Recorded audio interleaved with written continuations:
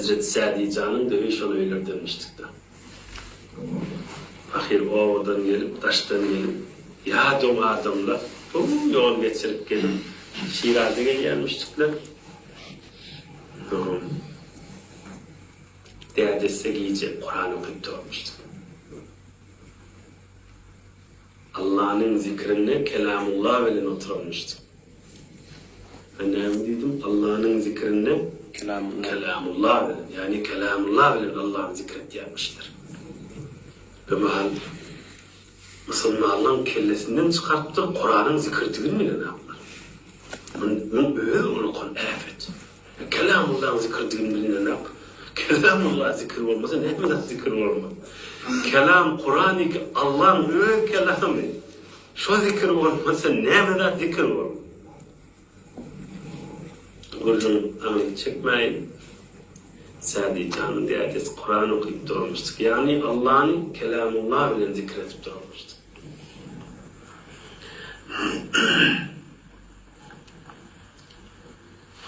Gelen mihmalların da hepsi yatıymıştı.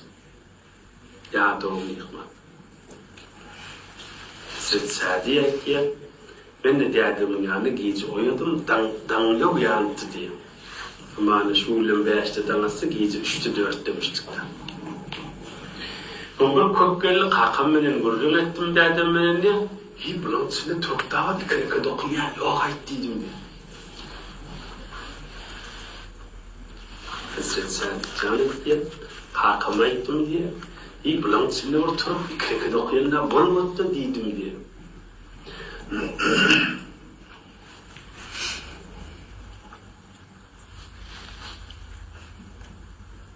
Ben afcan sonra kakada o cevap verir, ne mi cevap vertir deyip. Vakt çağını oğurlayıp durup, bulan izlen yamallap duranıdır, sen de yatanın oğudayım deyip durup. Ben oyumda mihmalları yamallap oturup, vadıp mıkadiyalı otur şuna deyip durup.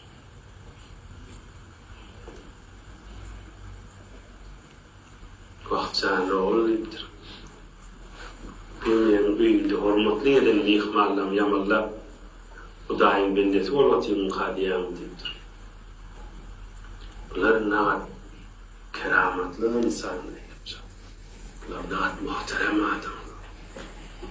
Bunlar naat kadir-şinas, çın erk adamlar. Havva'nın şeyle öldüren turazlı olacak diyecek de ahırına ibarlar.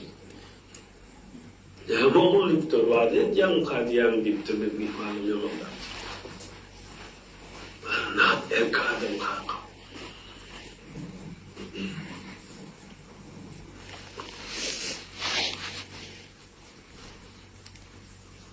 Onun kursaklarının aşk devleti var.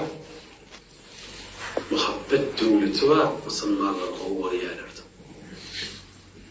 Aşk Allah'a veliye, aşk Resulullah'a veliye.